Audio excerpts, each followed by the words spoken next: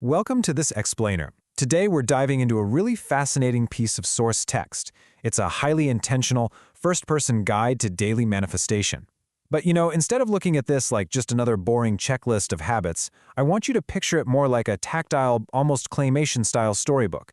It's a journey where the author is quite literally sculpting their perfect day out of clay, step by step, hour by hour.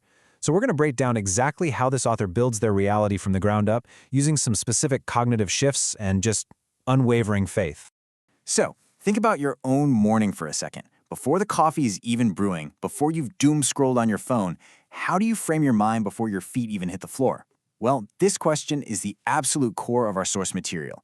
We aren't even looking at the hustle and bustle of the afternoon yet. We're zooming in on that very first breath of the day. Because as you'll see, the author has this highly specific, incredibly intentional method for waking up that basically dictates everything that follows. All right, let's turn the pages of our protagonist's daily journey. We'll be tracking their mindset across 4 main chapters: the morning anchor, daytime flow, the mailman delivery, and finally, bedtime gratitude. Chapter 1. The Morning Anchor. Getting into those very first moments of the day. Right off the bat, the text emphasizes that the author doesn't just let the day happen to them, right? They set a firm, physical intention before even leaving the bed just to lock their mind into that perfect zone. The source outlines this in 3 highly actionable physical steps. Step 1, take 1 deep breath. Step 2, place a hand on your chest. And step 3, feel the truth of the phrase, "It is already done." Now notice it doesn't just say think the phrase, it says feel the truth of it. This tactile, bodily connection, the hand on the chest, that deep breath, it acts as a physical grounding mechanism. It signals to the brain that the goals for the day aren't things you have to go out and frantically chase. They're realities that have absolutely already been accomplished. Moving on to Chapter 2, Embracing Secret Wins. This is all about navigating those inevitable daily hurdles. Okay, so once you're actually out of bed, the real world hits you, right? Emails, traffic, you name it. But when someone or something tries to pull them down, the author absolutely refuses to give away their energy. They completely shift away from that passive victim mentality of things happening to them. Instead, they operate on this absolute certainty that everything is happening for them. The author states that God and the universe are always on their side, 24/7. And this matters so much because it means every single event, no matter how frustrating it might look on the surface, is actively working in your favor.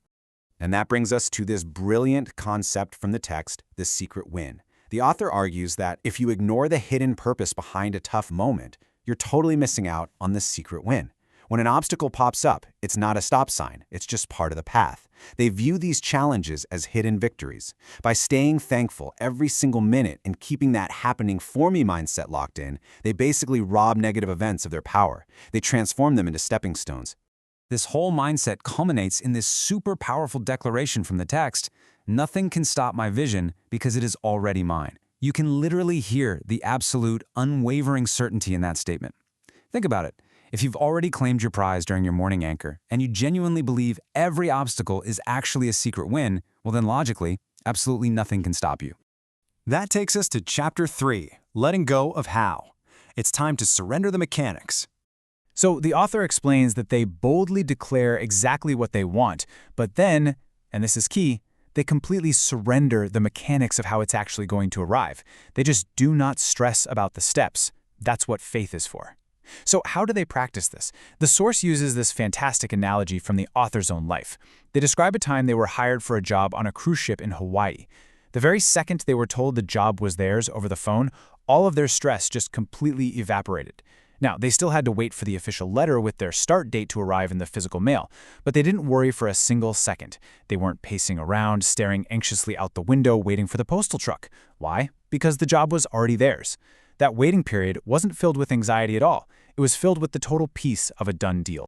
And that perfectly captures the core feeling of manifestation described in the text.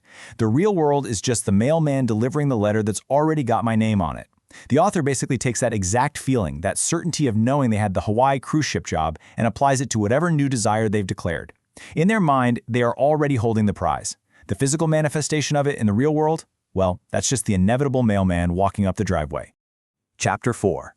The Mind as a Mirror. Let's look at the reflector of reality. As we continue through the day, the author really digs into the underlying mechanics behind why this mindset is so crucial. They explain that the mind acts as a perfect mirror. Basically, whatever you feel on the inside is exactly what the world reflects back to you on the outside. So if you're feeling down, the mirror just keeps you stuck in that negative reality.